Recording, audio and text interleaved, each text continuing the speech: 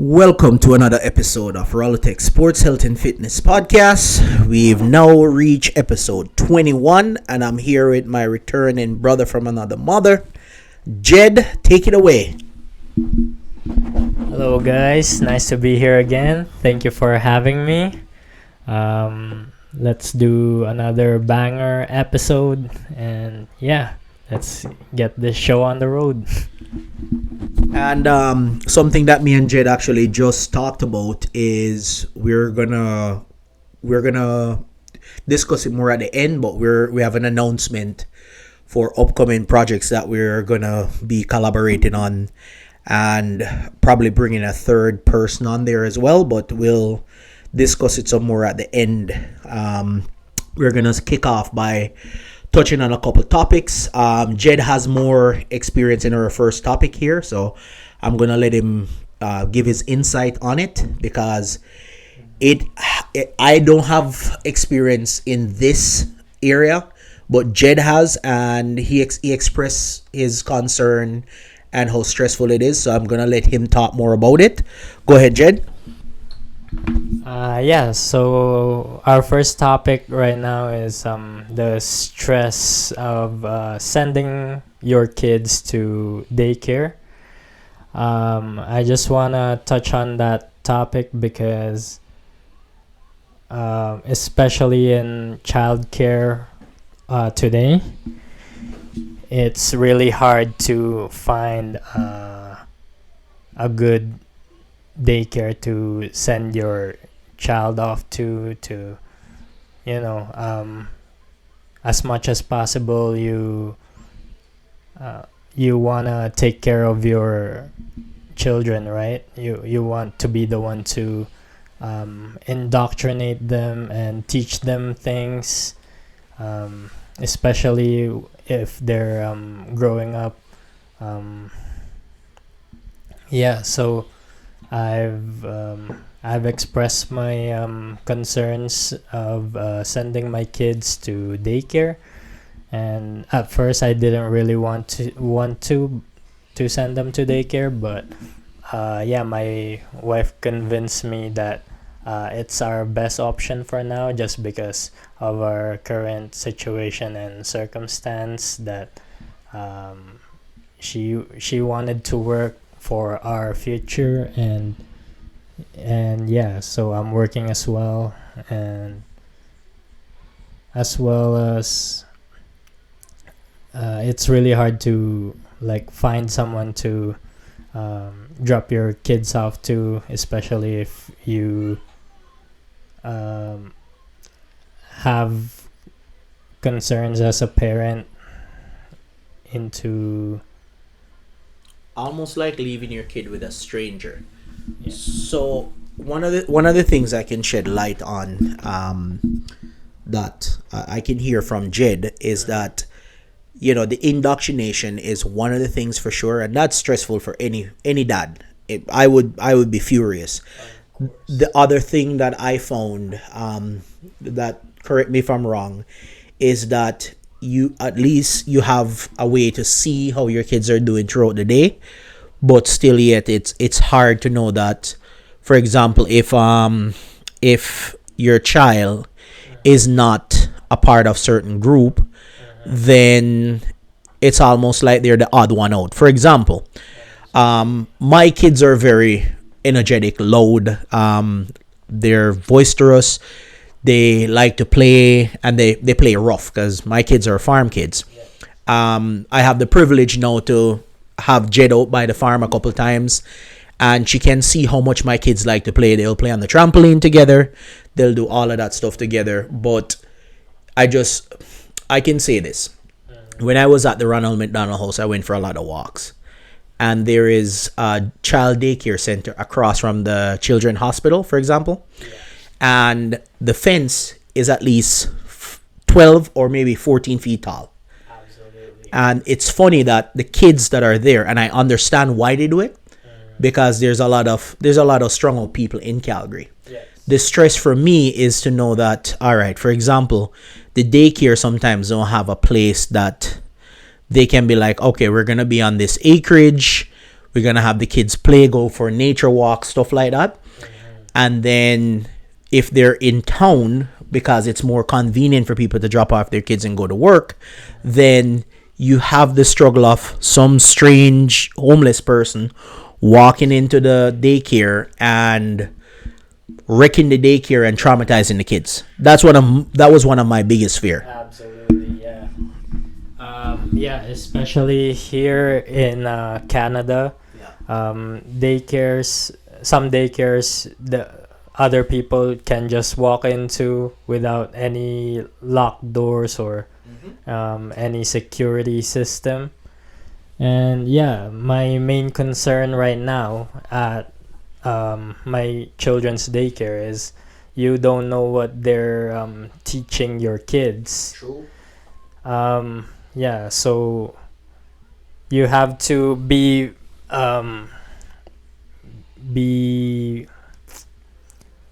what do you call this? Be very aware of what your kids are learning. Yeah, being taught, and what habits are they adapting.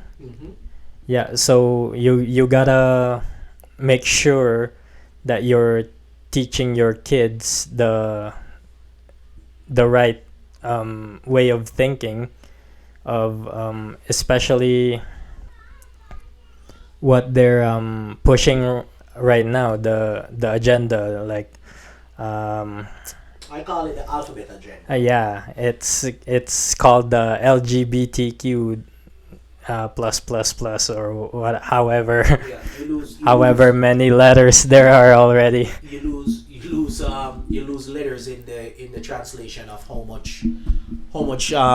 much letters they have attached to it. And I'll say this: when I came to Canada, this was a discussion that me and my wife had years ago. That thankfully my wife worked at a daycare, so she had the experience of some good daycare in the little town that she grew up in. And also when we moved back to Innisfail, it was one of those things where she said she'll do play school for her kids when her kids got to a certain age, but she would not do a daycare. So play school was the closest to a daycare we've done, and it's only because the kids wanted to be kind of like preamp to school. Yeah. So they had like 2, sometimes 3 hours of school, 2 days a week, and we done they call it preschool from Benelto back to Innisfail, and Innisfail now to the Catholic school that they now reside. And this is one of the things that my wife talked about. She would do a daycare herself, but it would have to be because of her young kid, would have to childproof everywhere. And I said to her, I'd love for her to do a daycare, but I'd love for her to first get the space. Absolutely. Because we want to have like a huge downstairs space. Yes. That we've admired a couple people that done that with their basement. They have the whole basement turned into a daycare. My sister, for example, in the States, have her basement turned into a daycare space. And shout out to my sister, God ordained daycare. And the one thing I love with some of her live lectures is that she started off every day with a prayer. Absolutely. That's just my 2 cents. Yeah. So so we've had like concerns in our children's daycare. Me and my wife had concerns with our first daycare. That's why we moved. First being we liked it there at first because of like the live webcam, so you can see your children, what they're doing, and what they're currently participating in. So it was pretty good for a few weeks, but we noticed I've noticed from the get-go that the management wasn't really good, just because there was no paperwork, or we didn't sign anything. It was all done online, and we didn't even know that they had a policy that you had to give 2 months notice before you withdraw your child, which I've expressed with the owner, and yeah, You'd be penalized. Is that the case? Like you'd get charged an extra fee if you don't give them yeah, notice? they didn't return our deposit right away, Oh wow. and yeah, it took like a few months. So But you yeah, had to fight it to get your deposit back. yeah, and we even considered taking it to court, Yeah. the small claims court, Yeah. and yeah, that's Because it's what your hard-earned money. that's Yeah. what scared them. Yeah. Then we were planning on having our youngest daughter or our youngest child do do what do you call that? Is it like a pre-K to the daycare, or is it like No, in no, I was inquiring that time still. yeah. So I asked the director if she has or he had any spaces for infants, Mm-hmm. and how much would it cost for deposit and with subsidy and everything. Mm-hmm. And then like 2 weeks later, they charge our card for the deposit, which is we weren't ready for, because we And did. you're just inquiring at this Yeah, point. I was inquiring at that time. Yeah. And I emailed him and said, "Hey, this is ridiculous. We didn't really sign anything yet." Yeah. And I just inquired if there were any space and You're how much checking on would the it cost. Yeah, availability. availability of Yeah. the care. Yeah. And yeah, they really gave us a hard time getting that money back, just because, and we were moving that time too, so we were moving from our old Location to here. location to here. Oh, okay. Okay. So yeah, and then with our second daycare right now, we're considering switching daycares again, just because we've noticed that our son, our eldest, is learning like bad habits. Okay. He's learning like words that we didn't teach him, and Do you have the privilege to elaborate on that or no? um I can elaborate on that. Speak So freely, man. It's an he's- open. yeah. Yeah.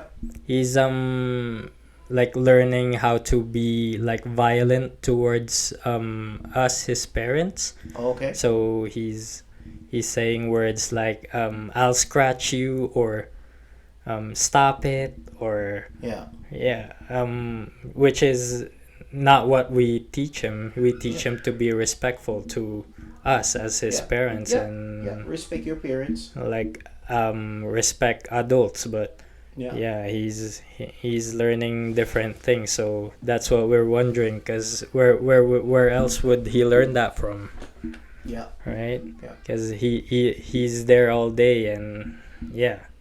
And then when if you don't mind me, let me ask this question, because I had to interject when it comes on to what my kids are learning, especially through they have a program in their school.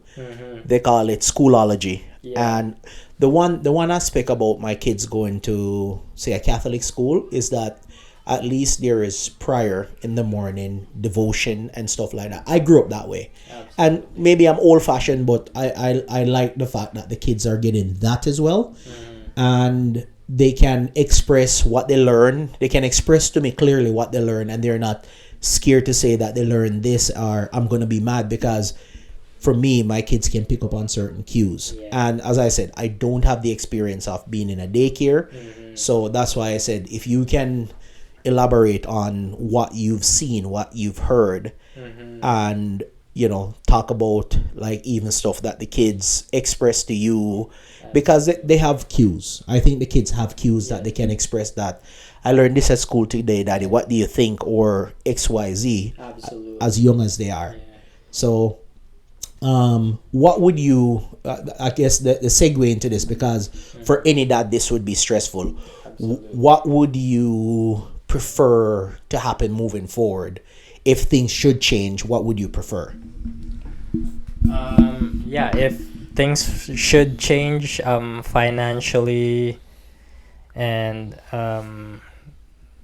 yeah, financially and our situation here, our housing situation, then I would definitely want my wife taking care of the kids and me working um or whatever um what do you call this, whatever I'm doing financially, then yeah, I would want that instead of sending them to daycare where strangers are taking care of them and you don't even know what they're learning, because um some people like underestimate kids, but they pick up really quickly when it comes to things, and especially They said Uh, kids are like sponge. yeah, they Absorb. absorb everything that they're being taught, and Yeah. especially with little boys, because little boys want to do things with their hands, right? And so they're really active. So yeah, that's what me and my wife are concerned about. Yeah, with daycare. I would say to kind of use that as a segue into what I think would be the best case scenario for you and your wife, because I've done this for the last, I'm coming up on 17 years, 17 years being in Canada next year, 2025. Or no, 18 years next year, Yeah. because I'm getting closer and closer to being in Canada for 20 years. But what I think is a best case scenario for you and your wife. I know this from working with you, and I'm gonna give you props here. You are a provider, Absolutely. and as a provider, you want to do everything and provide all the things that the kids need. Sometimes you can't do everything, of course, but Absolutely. it's like with me, I want to be their hero. Yeah, man. And That's what I find if I'm their hero, then I'm going to do everything to make sure that, I'll use this as an example. My daughter just celebrated her birthday last Wednesday, and I was telling you about this because you're at my acreage yesterday, absolutely. and just to see the joy on her face that we were able to get her friends from school to come over, and they're riding ponies, and you and your family was there enjoying the festivities with us too, where they were able to shout out to my father-in-law shooting airsoft and pellet guns at targets. And even though the younger kids that you have to be overprotective of them, they weren't shooting at the targets, but the older kids were. Your brother-in-law was as well. And I can tell you that my kids had fun. They had fun. Your kids look like they were having fun. At one point, I had your oldest child riding the bike. He could hardly fit on the bike, but he was riding the bike regardless. So I find, if you can create in a perfect world, I think if you can create that space for your kids, they have the ability to go and play, be kids, enjoy a childhood instead of like being indoctrinated as a young impressionable child. I think that's the best outcome for your kids and even my kids, our kids of friends and family that we know. That's just my 2 cents. Do you have anything to add to that? Yeah, absolutely, and you're completely and utterly right. Yeah, you certainly want to be a superhero and a model for your kids. I mean, that's what men are, right? We're ready to die in a war, in a battlefield, Yeah, just to protect our loved ones. And 100%. yeah, just to expand on that more, um, just just to expand on your kids having fun, and yeah, our both our families are Yeah. having fun. Yeah. Yeah, I really think that fun is like reserved for our children and our wives, right? Yeah. Yeah. Because it doesn't matter to us if we're having fun, as long as our family and loved ones are having fun. So if we're working, like we're working and we're out in the field having a hard time, it doesn't matter, because at the end of the day, if you're home and you see your kids and your wife smiling, then that's all that matters. I think that's how you have fun as a provider. Yeah, Seeing them and happy. completely, Yeah. yeah. That's what that's where your happiness comes from. Yeah. Being a provider, Yeah. being like your family's security, depending on you. Yeah. And yeah, Yeah. that's where like a man's happiness comes from. Yeah. So I agree with you completely, Jed. That's really where I think men find joy providing and giving back to their family, because as immigrants, I can tell you that we have similarities, even though we didn't grow up in the same country, because we see our parents work hard to get us to where we are. My mom always put it this way: I wanted to see you past the worst. So when you become like a provider yourself, you'll be like, you know what, this is what my mom or this is what my dad was working for, because he wanted to see me become the man I am today. And you couldn't see it as a teenager. I couldn't see it as a teenager. Absolutely, yeah. We But didn't understand no. why they were working so hard when But they now as parents, we right? see it. Yeah. Yeah, so Absolutely. I gotta say, Jed, to be honest with you, this is how I see it, and you can add on this last part of the stress of sending your kids to daycare. I can say this: one of the saving grace for me, my in-laws were close. They were close enough where some of the times we didn't have to ask a babysitter or so on to come over and watch the kids. We have a few times, but thankfully we didn't have to send the kids to daycare, because I know with my oldest, she's high spirited. With my youngest, she's high spirited just the same. My youngest daughter, I should say, not my youngest child, but they're both high spirited, and sometimes they get into fights, and I am the mediator. No matter what, my wife would get on their case for XYZ, and I'm pretty sure your wife does the exact same thing when it comes on to the kids. But we have to be, I said this before and I'll say this as well, we have to be their superhero, but we also have to be the enemy sometimes, because when we say no and we put our foot down, no means no, not no maybe, no means no. What do you say to that?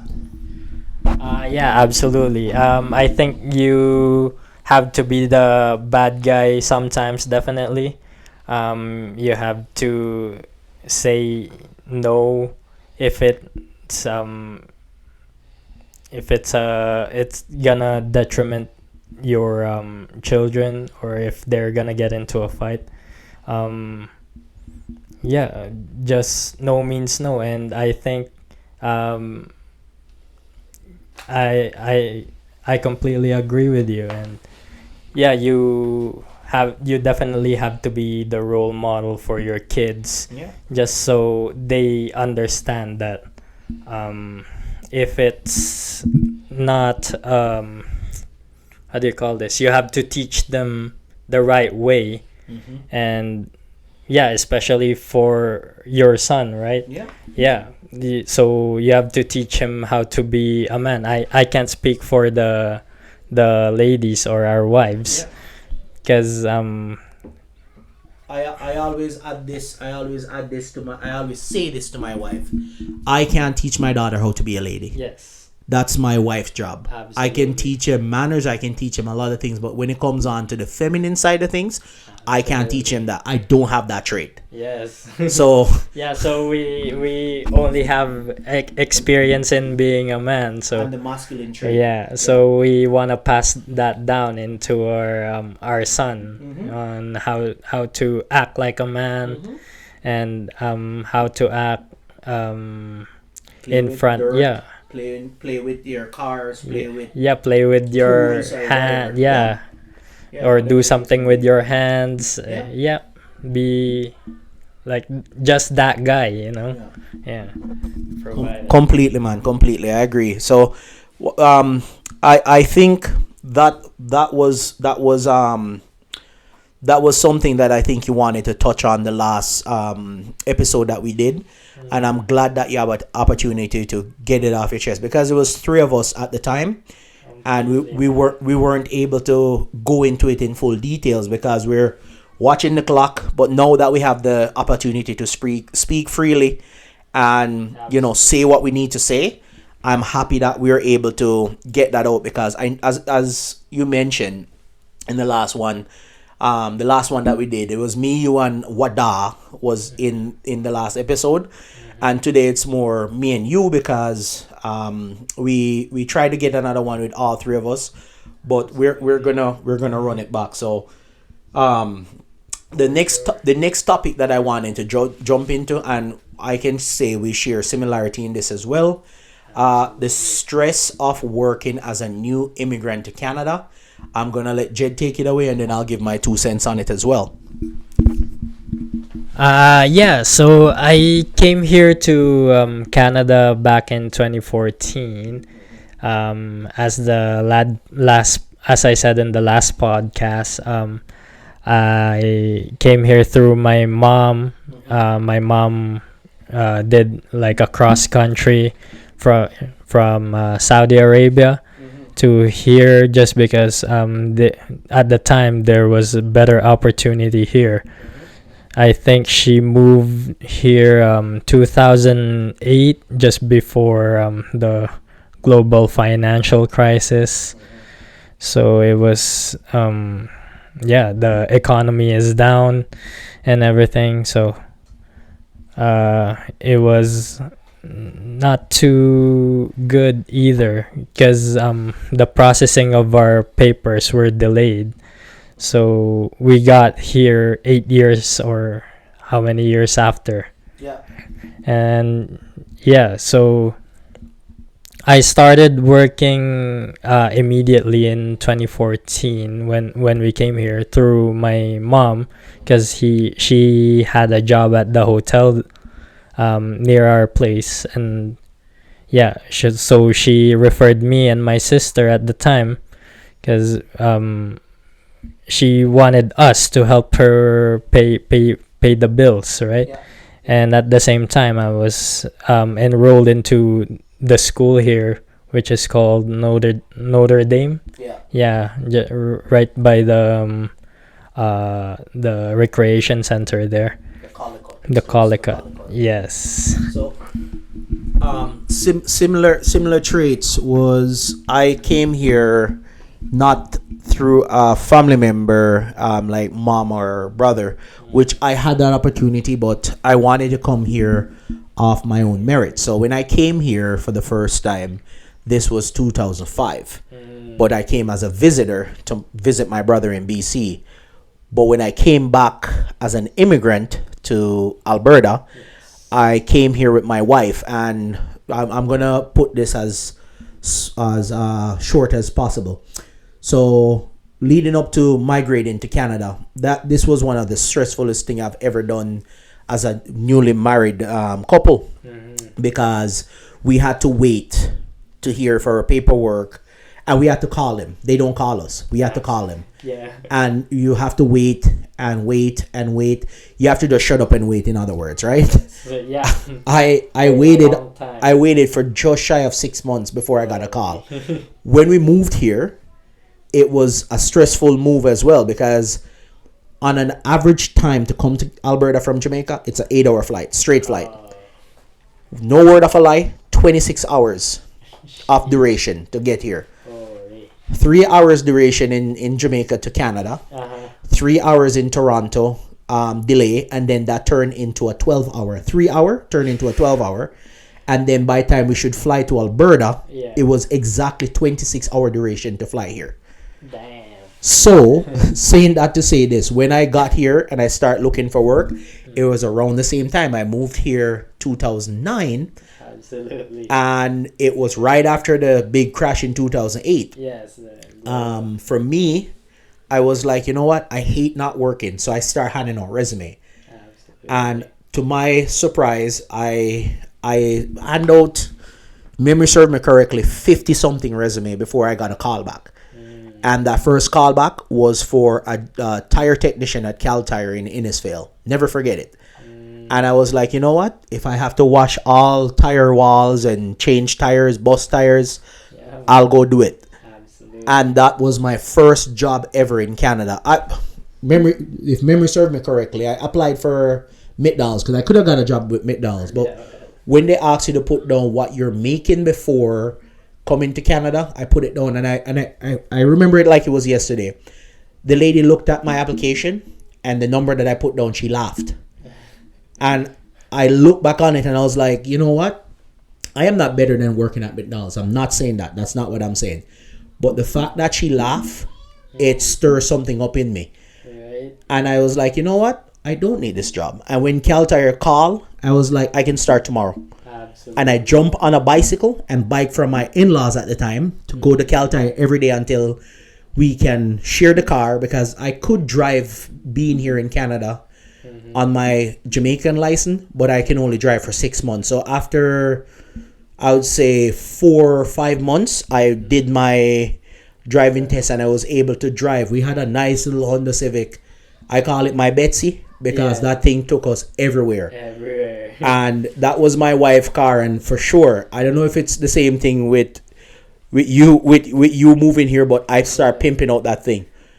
Rims, tires, everything. And I know my wife is gonna laugh when I mention this, but I put on bigger rims, bigger tires, and that thing was looking like, if you remember, if my audience remember Pimp My Ride back in the days, it reminded me of Pimping My Ride because I put nice chrome rims on there. Absolutely. Put like a sound system in the car. My wife is like, what are you doing to the car? I'm pimping it out.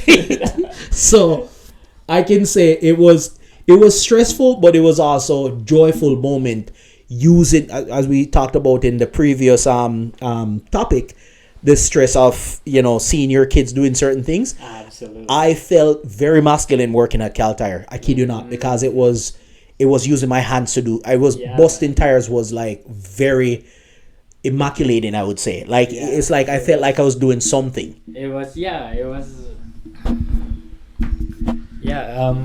working here in Canada definitely humbles you. Yeah. Right. Especially in the element. Absolutely. And so I got my first job at the hotel there, but how do you say this? Because I was doing school at the time, high school. So you're working and doing. So like after school or every weekend. Nice. I used to so every weekend my schedule was in the morning 7 till 3 or 8 till 4, and then on the weekdays I used to do 5 till 10, so a 5-hour shift. After And school. then so my mom was in like 2 hotels at the time, the old Black Knight Inn where they tore that down. where the Kia dealership is now. And then so she got me in there too as a busboy at the restaurant, and I started doing that and the other hotel job at the same time. But I kid you not, I've only been at that busboy job for about 4 days. Then I quit because I couldn't handle the boredom. Because after I bus tables, I'm just stuck in the back polishing spoons, forks, silverwares, and everything. I've done that. And Done that too. and absolutely. So I was finding another job, so I applied, and my schoolmates and classmates were working at McDonald's at the time. I really didn't want to go to McDonald's just because it was like the go-to place to work to. at that time, so you'd run into like a lot of your schoolmates Yeah. there. Yeah. And then yeah, so I got my schoolmate to refer me to one of the McDonald's he's working for there. Yeah. And that's kind of when I started that journey. Yeah. And I resigned the hotel because there's not much hours there too. Yeah. So it's 'Cause limited. yeah, it's limited, especially when it's not busy. Yeah. There's like seasonal. There's like a seasonality to it. Yeah, Where, yeah. where there's busy and there's slow days. So I started working at McDonald's. Kinda forgot that I had that hotel job. So I just told my mom that I'm gonna resign there. So I've just been working at that McDonald's for like because I started there 2015, early 2015, Mm-hmm. and then I've worked there for about 5 years, Yeah. 2020. So I've developed most of my like skills there, Yeah. like handling pressure, customer service, and stuff like that. That was my first high pressure job, I should say. Just because I've developed like my skills to talk to people, because I was like very shy at a young Yeah. age. Yeah. So I've developed my confidence in talking to people there, Yeah. especially if you're from a third world country, right? Yeah. Yeah. Yeah, your first language is not English. Yeah. So yeah, you definitely develop the speaking skills. And yeah, I've worked my way up to a managerial position there. Nice. And then I really didn't want to pursue it any further, and I thought of applying for an IT job, but they had like high qualifications at the time here. That's for McDonald's IT job or IT in general. IT in general, just Okay. because I already did the course back Yeah. home, right? Yeah. And I'm really passionate about technology at the time.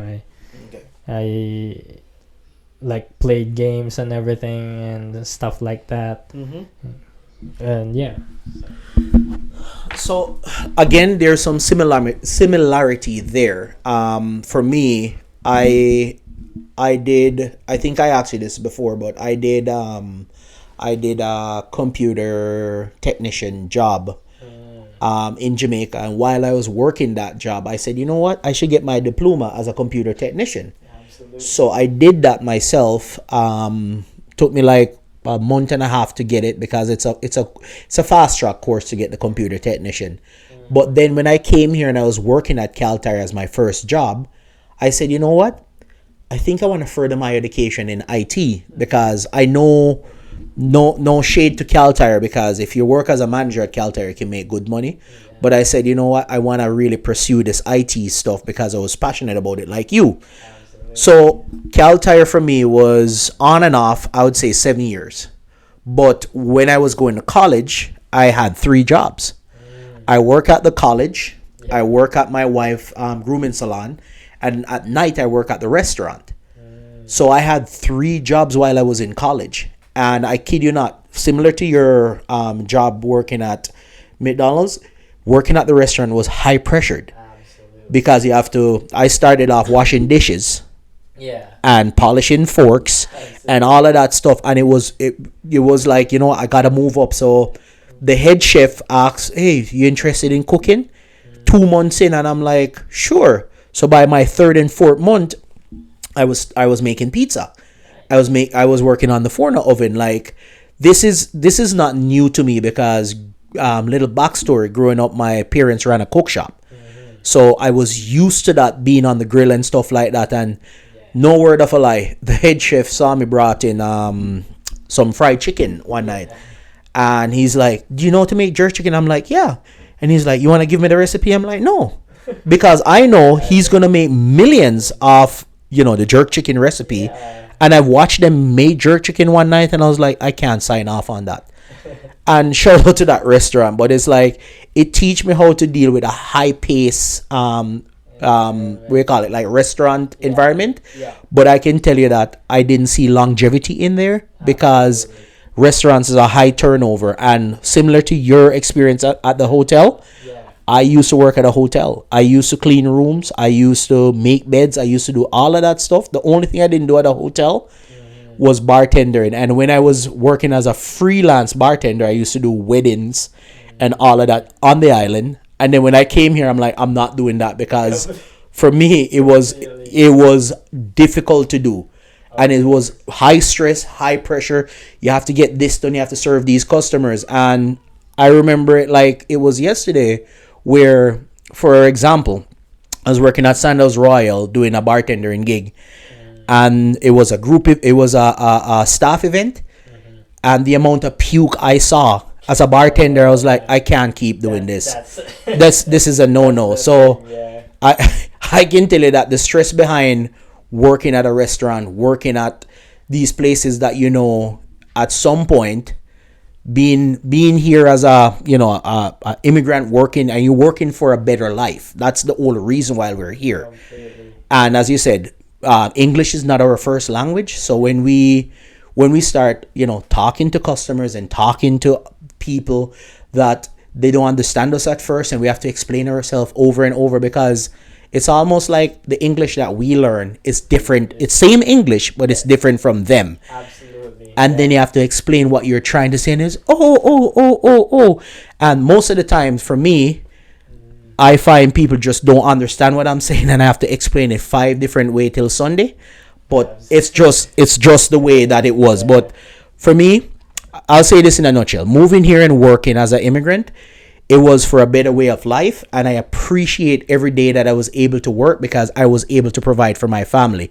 And everything that I have achieved through hard work, sleepless nights, and just working my butt off until I get to where I am right now. Oh yeah, completely.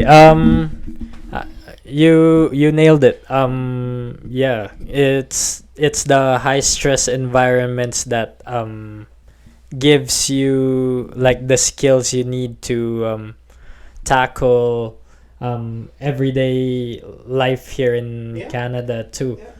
And at times it's stressful. I agree with you 100%. Yep. Yeah. So it's stressful, but you get like that feeling, like that feeling of fulfillment too. Yeah, I agree. Because you're improving your speech, you're developing how to be quick at certain things.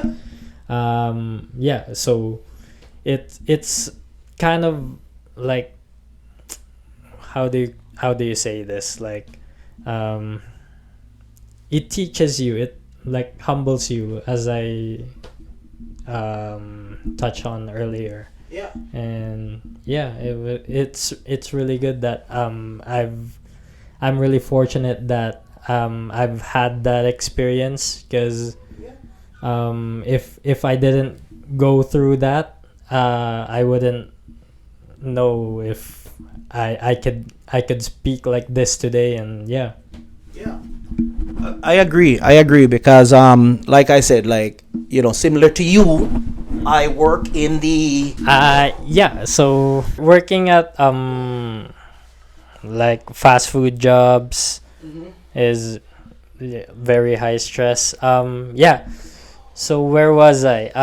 It certainly does give you the ability to work in certain scenarios as well, in high pressure situations, especially here in like IT. When we do like troubleshooting and stuff. Connect Care's a good one too. Connect Care, yep. And especially if we're dealing with high volume, high priority tickets.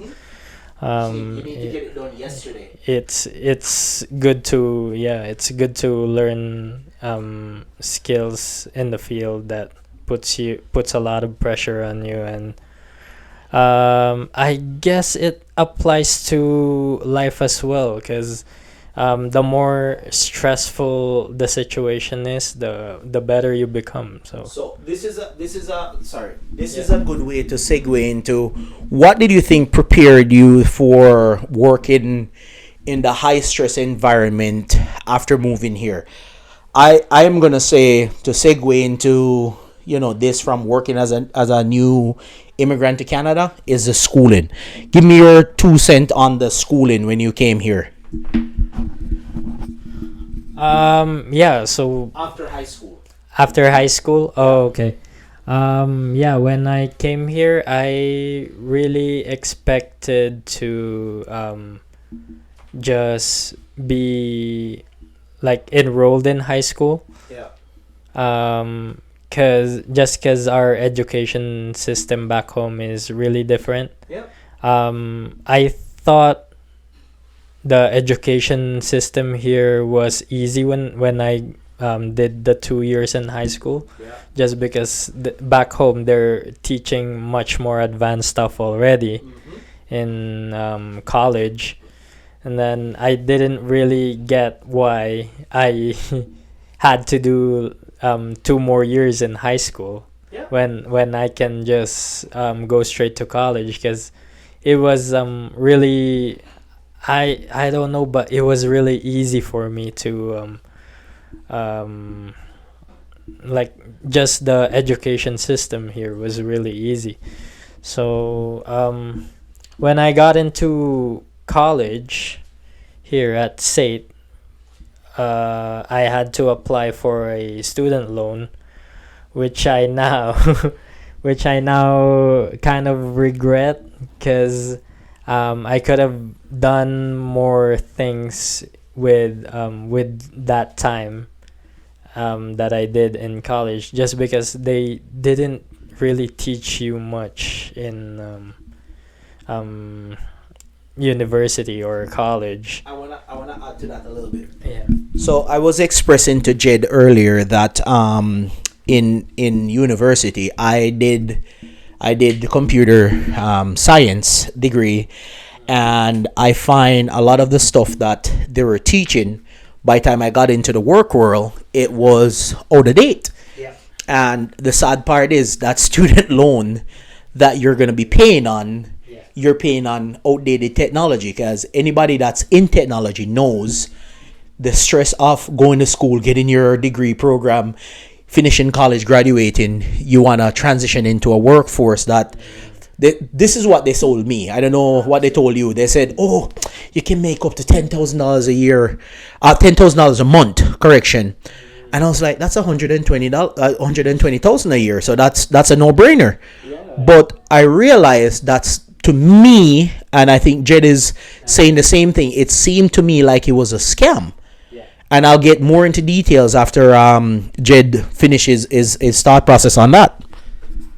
Oh yeah, absolutely. I think I believe like university is a scam, just because they teach you get a student loan and student loan debt. So you get into debt, and then you get into whatever course you're taking, and then they don't really teach you stuff that is relevant for today's society. And you don't really learn how to apply that into the real world, or how to make money with the skills that they teach you. So I believe it's a complete scam. And yeah, so don't get into student debts that'll just get you into a debt that you would have to pay for a very long time. And yeah, so I think I believe I could have done more things that are relevant in society today with those 8 months that I wasted in university. So I could have learned real world skills and yeah. So I agree with Jed. The one thing I will say that I was thankful that I learned in college, and me and Jed talk about this a lot. I'm gonna segue into this afterwards. But the one thing I've learned when I was in university that I didn't know before was investment. And I'm happy that I did a blended program because they did investment courses, accounting courses while I was in college, and I was intrigued by these guys that are younger than me talking about investment portfolio, and I was like, hold on, you guys are like 2 maybe 3 years younger than me. What the heck are you talking about? And I've reached out to the first time I made an investment into Wealth Simple, for example. I reached out to the guy that I remember talking about it in college, and he sat down and showed me certain things, and I was like, that is interesting. I didn't even know that. And at this point, I'm a graduate of college. I've done my college degree, and I'm in the workforce. And I was like, me and you joke about this a lot, but if I had the knowledge that I have now about investment, shout out to my homeboy in Calgary as well. He told me back then I should have invested in crypto. Absolutely. Bitcoin, for example, was $10,000. And I wanna segue into this. So, and I know you have more expertise on this than I do. So, if you don't mind, Jed, this is a stress factor for me because I don't know much about it and I'm still learning. Give me some pros and cons about investing. Oh yeah, absolutely. That's you're absolutely correct. Investing. I just learned this recently too, like about last year. So I've just been diving into in investing. And you gave me some pointers too. Yeah. Gotta give that shout out to you. Yeah, I've dove into real estate books, investing books, really how to like multiply your money. Yeah. So I've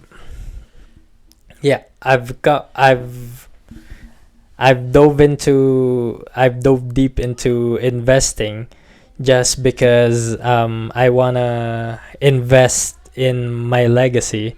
I wanna like build something or leave something for my family when I'm gone, especially right now when I'm still young. Cause yeah, I believe that I could have done more. I could have learned more about investing in those 6 months that I wasted in university. I could have invested in Bitcoin when it was worth zero, and I could have made a lot of money now. And right now, I'm learning how to invest my money into assets that multiply your money that you worked hard for. Because I believe money is stored life force. It's because you put effort in it. You put effort into earning it, time. So I think it's stored time and effort because you can pay a person to do stuff for you, right? So you can save time. So I believe it's stored time and effort of people. And if you could multiply that, I believe the best way is investing into assets. Like I believe right now the best asset to invest in is cryptocurrency, which is Bitcoin, just because of inflation. So to touch into that, inflation, they're inflating your money away. So the government is printing money out of thin air. If you would read about fractional reserve banking, like banks in general are like a scam because when you put your money into the bank, they lend it out to someone else, and then they take 10% of that, and then it just keeps going. They lend the money that the other person put down, and then they take 10% of that away and then lend it to someone else. So it's like a cycle, and then by that time they printed however much money already. Yeah. Then everybody's in debt. So one of the things that I think you touch on that makes a very good cons to say, not investing is your trust in the bank with your livelihood that you work very hard for, right? Absolutely. And I find that if you're just gonna, I'm gonna use Bible scripture here where God bless a couple of his loyal, I might not be using the right word, but loyal subjects to say, hey, I'm gonna give you this gift, go and do something with it. The one guy multiplied tenfold, the one guy multiplied fivefold, the one guy that got it hide it under a rock, the one thing that he got, he hide it. Absolutely. And he's like, I'm gonna keep this and hide it for when God return. I'm gonna give him back the same thing he gave me. So instead of taking something that you've got, and multiply it so you can have more fruits to give back, they took it and they hide it, right? Absolutely. So I think of it this way with the bank. The cons with investing your money in a bank, your money don't grow as fast as it should. When we talked about this just now, when you invest in like a certain stock, you get a better return. I've invested in, for example, tax-free savings account, and it's like 23% on my investment. Absolutely. And you've talked about different stuff that you actually, I gotta give Jed credit for this. He told me about certain crypto that I can invest in, showed me how to do it, and I'm grateful because I'm a creature of knowledge. I've always want to learn more. Absolutely. And the more I learn, the more I can pass on, because I don't know everything. So I try to learn from who I know have the experience, have the knowledge, and can be like, I would do this. This is how I would approach it. And you have to be humble when you go into it. So I think the cons of investing is that you're always learning on new stuff you can invest in. For sure. And one of the topics you touch on, which we are going to go into this at some point, but one of the things that you talk on about real estate investing. Yes. Can you give me some insight on that? Yeah, absolutely. I looked into real estate investment. I've read some books about it. So I believe it's a good asset to invest into, just because the more they inflate the money away, the more assets grow.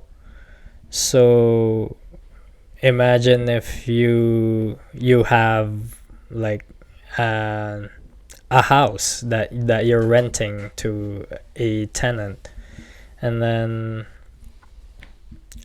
you're renting that house, and then you're paying mortgage, right? So the rent that they're paying you essentially goes into your mortgage. So they're paying they're essentially paying for your mortgage, and then as inflation rises, the value of your house rises too. So the renters are paying for your mortgage. You're building equity, and then now your house is worth millions of dollars when you bought it at what, 400,000 or 200,000, and it increases tenfold. And that's how like assets work. I'm really glad that I learned this sooner rather than later, at a young age too, because I believe if I've learned this sooner, I would have been way ahead of like the game, everybody else, man. Like, yeah, I've started investing into crypto now, because I believe that crypto is the future. It serves like as a hedge to the inflation that's coming. And just to touch on that earlier from like a Bible verse, because I believe God hates lazy people. God like wants to see the beauty of His creation. So if you work really hard, I believe you get very lucky. If, yeah, yeah. So like God is looking for it. I believe like God is looking for the hardest working person. So I haven't seen anyone that works really like genuinely hard I'm gonna add something. that didn't like really had like didn't become lucky or have blessings in his life. I'm gonna add something to that. You said God really bless hardworking people. I agree with you. Also, it says in everything you do, you put God first. Absolutely. And I've said this so many times. Where perfect example is like today, I had the opportunity to get some stuff that I wanted to get rid of gone, and shout out to the guy that came and picked up that machinery that I sold. For example, I was talking to you about this earlier, and it was funny because every time you talk to an older person, you hear about, how this used to work back in the days, or you hear how this used to work back in the days. And one of the things that you touch on in regards to investing in real estate, investing in mortgages and stuff like that, you have to invest in something tangible. If you invest in something tangible, then you have a way to be like, okay, when I say it this way, this is the reason I said it this way. My brother, for example, that lives in BC, he told me about this. You can, like, when you have your home, right? If you're close enough to a college, you can get a college student that moves internationally over to go to a college here in Canada, and they will rent from a home instead of renting from a campus, just so they have that experience to be outside of a campus. Because think about when you go on a holiday, you go to Mexico, right? If you stay in a resort, you only see in the resort side of Mexico. But then when they come here as an international student and they're staying outside of a campus, it means the world to them, because they're not only getting a international education, they're also getting something that a lot of kids that's on the campus is not getting. Absolutely. So it's somebody said this once. A good book about investment is Rich Dad Poor Dad, and my wife owns this book, and I was like, I'll never get rid of that book. Because it's one of those things that teach you. The guy said, I went bankrupt a few times, but I've learned my lesson. And when I hear Robert, I can't remember his last name, Kiyosaki, and when he talks about his investment that he's done, you have to learn from people that have fruit on the tree. Oh, absolutely. And those guys have been there and done that.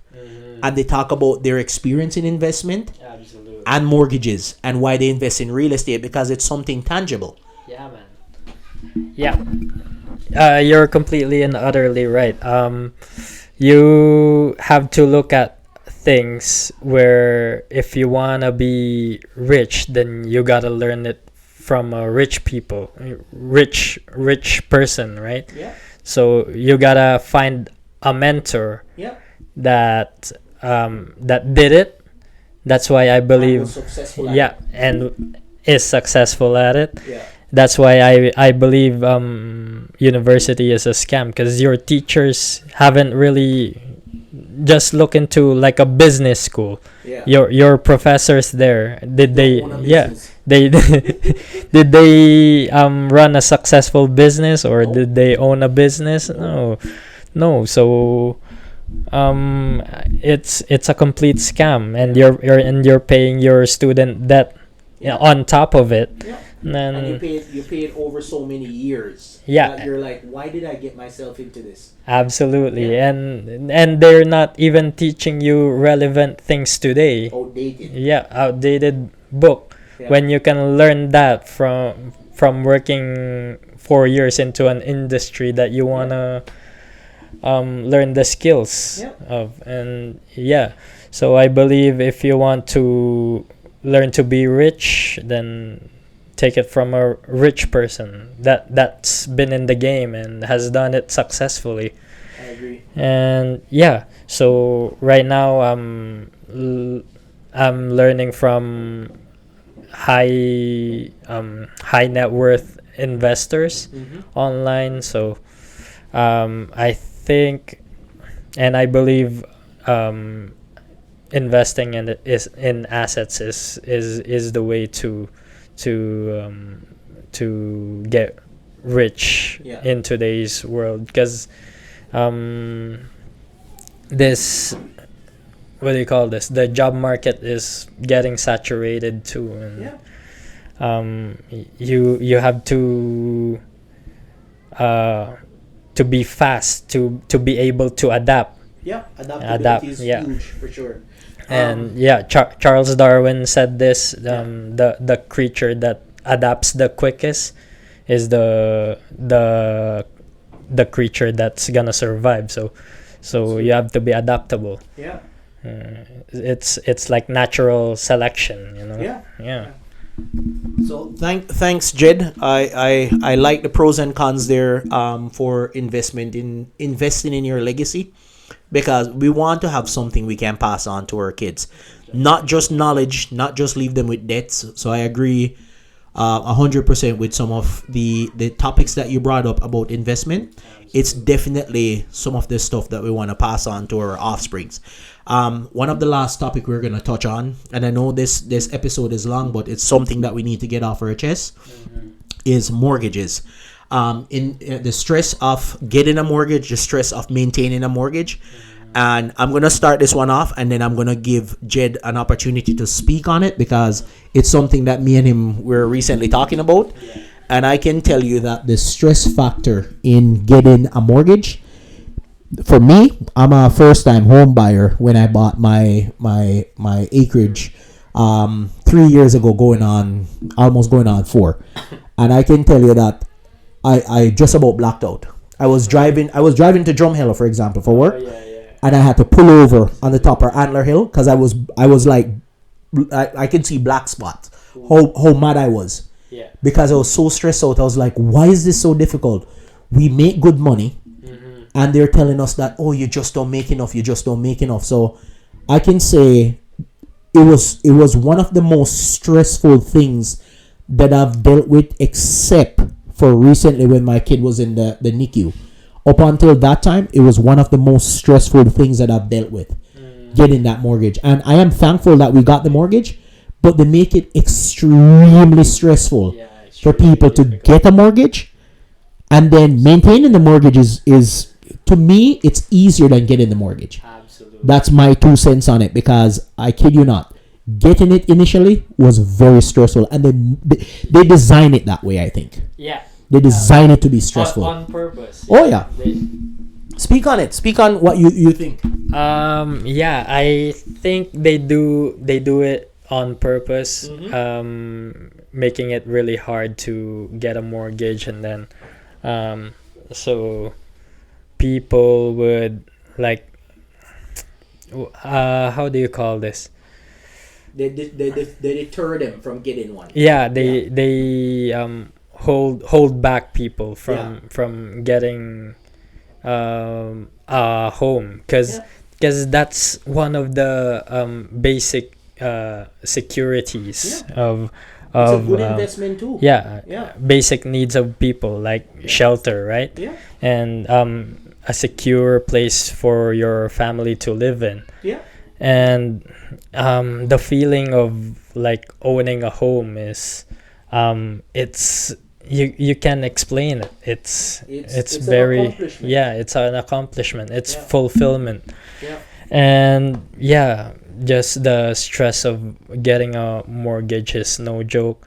You'd have to from my experience, I tried getting a mortgage from the bank, but I didn't qualify just because I had my student debt, which Yeah. I regret, Yeah. and then I had no savings, Yeah. just because I pay my monthly bills, whatever nothing you can else, and save. yeah, there's nothing you can save, Yeah. even if you're making so much money at Yeah. your job. Yeah.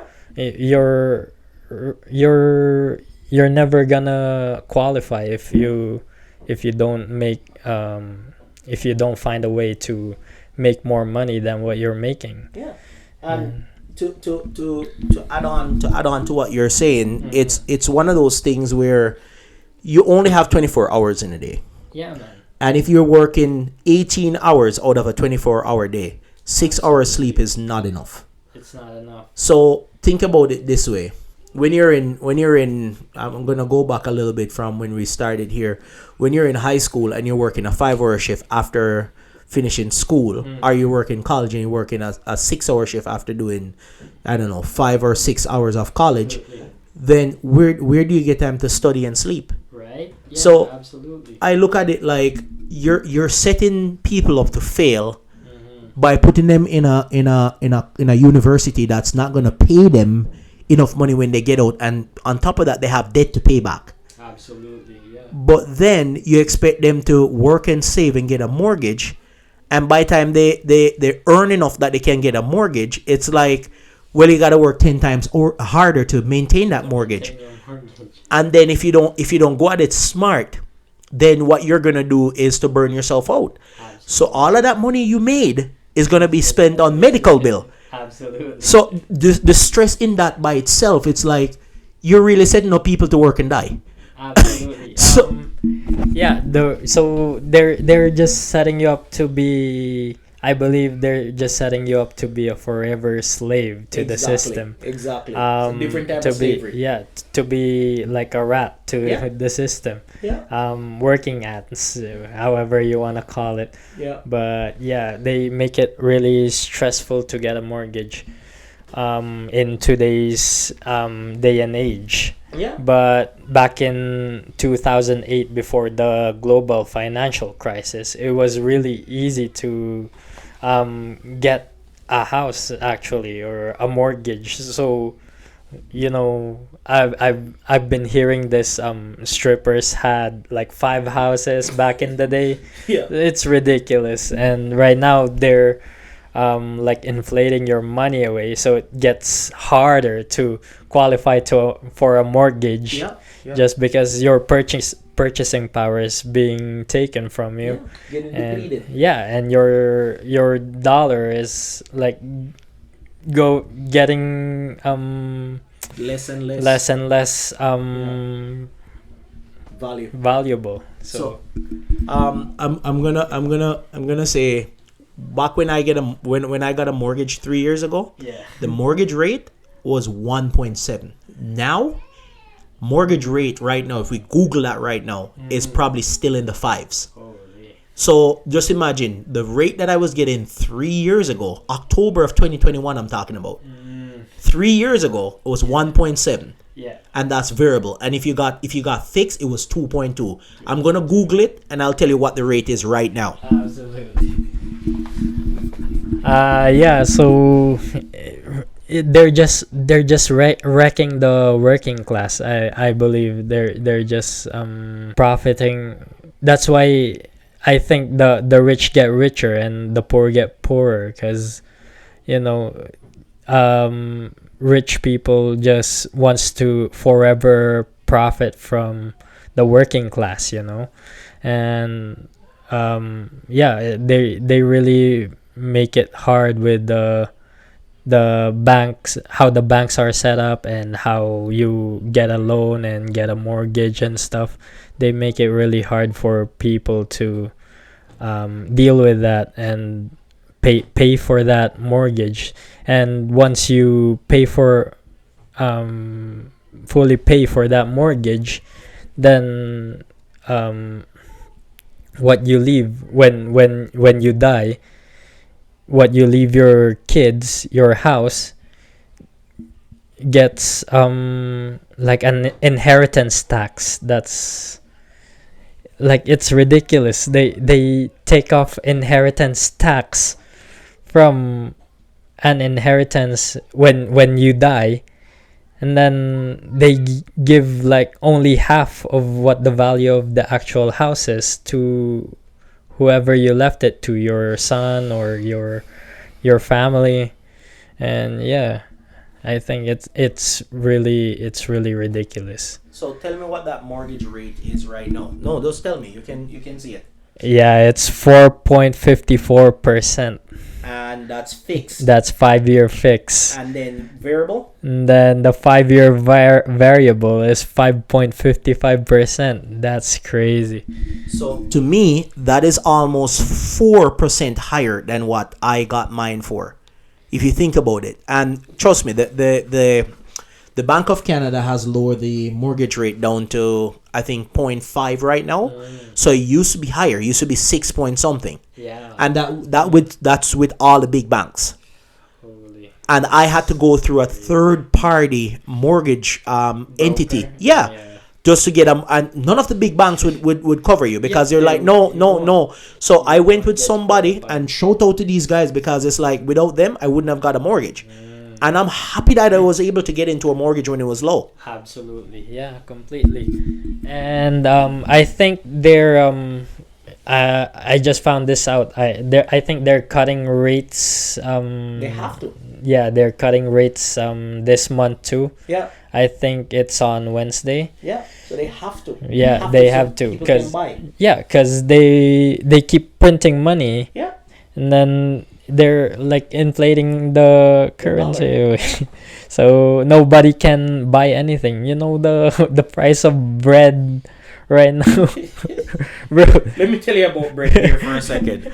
I told about a couple of my colleagues at work that I end up buying a bag of flour a couple of weeks ago, because I'm like, if the price of bread keep going up, I've never baked in my life, but I've baked 6 loaf of bread in the last week and a half, because I'm like, if bread gets to that amount, I'm gonna start baking my own bread and start making my own ground beef, my own ground pork, because you just, at this point, you can't keep up. You can't keep up with, you can't outpace inflation. That's why you need to find, you need to find a way to make money. There's money everywhere. You just need to be aware of your surroundings. You need to be perspicacious enough. I believe that we're living in an attention economy. Whoever is good at getting attention and monetizing that attention is gonna win in the long run. And we've touched on this before, the AI side of things. So if you don't adapt, AI is gonna take your job. It's as simple as that. If you don't adapt, they keep inflating your currency away. You're gonna get replaced by AI just because it doesn't cost anything to set up, and people cost money. People need to eat, and robots don't. So, and robots don't need a vacation. That's the thing. They won't need time off to go spend with the family. They don't need. They don't sleep. They don't sleep. They work 24 hours, 24/7 a day. Like, man, if that's why you need to pay attention, learn skills that you need to be basically irreplaceable. That's the best way to put it. So you need to learn these things, and if you can't adapt, you're not you can't think outside the box, then it's over for you, man. You're fucked. So I agree with Jed. If you can't be adaptable, you're gonna be replaced. So this is something that we wanted to touch on the last time, and we weren't able to touch on it. And we're missing one of the amigos here, but this is what I wanted to announce in this episode, that we will be doing a separate podcast that we can talk about stuff that we've experienced living in Canada, and we have a new podcast coming with I'm hoping it's going to be me, Wada, and Jed, and other immigrants if they're willing to come on and speak on their experience, because this is something that we came to Canada and see as a collective, and it's not that other Canadians that was born here don't see it, but like Jed just said, you can make money anywhere and there's money everywhere. So I don't have to envy what you're doing to make money. And to me, I think one of the best things we can do as a collective is collaborate. Absolutely. You're completely and utterly right. You just need to be collaborative, or you need to be a sponge, like what we touched on earlier. And you need to be, if you want to get wet, you stand in the rain. So you stand where the money is. You're gonna catch some of it. So so we're gonna end this podcast here. Jed was gracious with his time to allow me to come and have this conversation, and this was a good conversation to have because we have very similar interests, and by working together, just talking to each other, we realize that our interests are aligned. So I agree with a lot of the topics that he brought up, a lot of the things that he said, and to me, I might look at it through a different lens, but we still come to the same destination. So thank you very much, Jed. I'm going to let you say your closing statement, and then I'll say mine, and we close this podcast off.